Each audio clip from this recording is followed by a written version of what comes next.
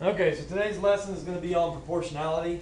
A lot of the times when you look on these, you're going to be looking at some sort of a table, and you're going to be trying to determine whether it is or is not proportional. So to review what proportional means, proportional at this point in our understanding of proportional truly means that we're simply going to be dividing to a constant ratio or a constant unit rate.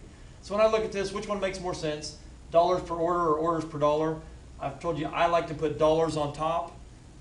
Generally that's going to be the way it is, and if you have time, like hours, minutes, seconds, is going to be on the bottom. So I'm going to write these as rates with dollars per order. So 8 over 1, I'm going to label the first one, I'm not going to label them all. $8 for one order. That is a unit rate, by the way, it's $8 per order. So let me do another one. By the way, before I do all this, doesn't this look proportional? It's nice, it's plus 1, plus 1, plus 1, and then it's just plus 2, plus 2, plus 2. We have some really nice patterns going on here. So most people are going to say, that's a proportional relationship. I'm going up 2 every time, and if I'm going up the same amount every time, it must be proportional.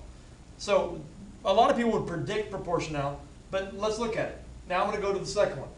10 over 2. What is 10 divided by 2? 5. What is 12 divided by 3? 4. What is 14 divided by 4? 3.5. Let me ask you, do these match up? The answer is no. We have a relationship that is not proportional. So it's not dependent on a nice pattern or even just a constant movement up or down even. It's dependent on what the constant ratio is between the two numbers, and it was not a constant ratio, not proportional. So we go to one that's a little bit uglier, actually.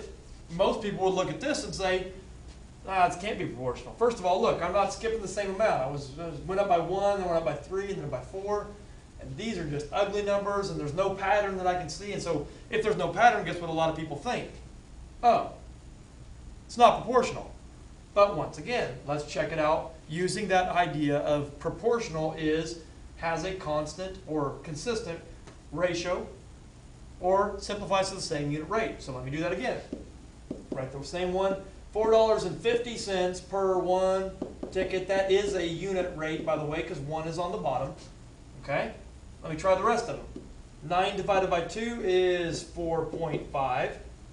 22.5 divided by 5 is 4.5. And 40.5 divided by 9 is 4.5. Do they match? They all match. That is a consistent unit rate of $4.50 per ticket, whether you're buying 1, 2, 5, 9, or anything. It's always $4.50 per ticket. That shows proportionality. So I want to review a little bit better definition, in my opinion, of what a proportion is. You've seen me talk about this. This is a ratio equal to a ratio. That is the view of a proportion. And the rest of the notes that I want you to know right there, we talked about how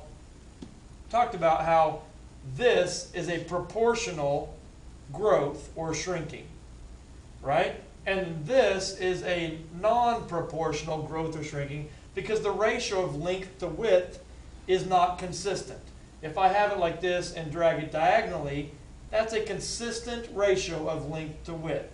So if I'm going to grab the notes to help you understand them a little better, I would grab this and not drag horizontally, not drag vertically, but drag diagonally, making it grow proportionally to understand some things about proportions. First of all, order matters. You have to have this thing in the right order or it's not truly a proportion.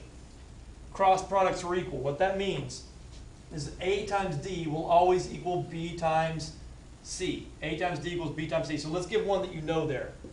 1/2 equals 5/10. Everybody should probably be able to recognize those as equivalent fractions, right? Here, let's test it. 2 times 5 is 10. 1 times 10 is 10. It will always work out that way in a proportion. Cross products are equal. How do we read it? It's read as like an analogy.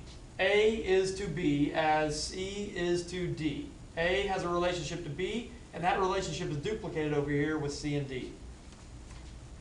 The next thing, you can't, or no, excuse me, it's a ratio equal to ratio. We talked about what it looks like, a ratio, comparison of two numbers, equal to another comparison of two numbers.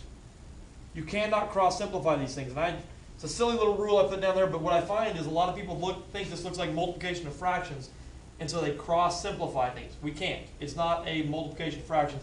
It's a proportion. Do not cross-simplify. They have special connections. A and B are connected, and A and C are connected. They have a relationship. The only ones that are not connected are the diagonals. I know we use them together for cross products, but they're not truly connected.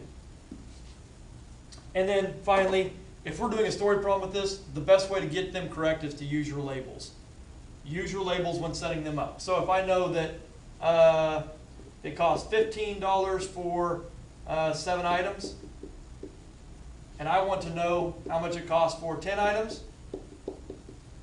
we've talked about how to go to a unit rate for how much for 1 and then grow it to 10.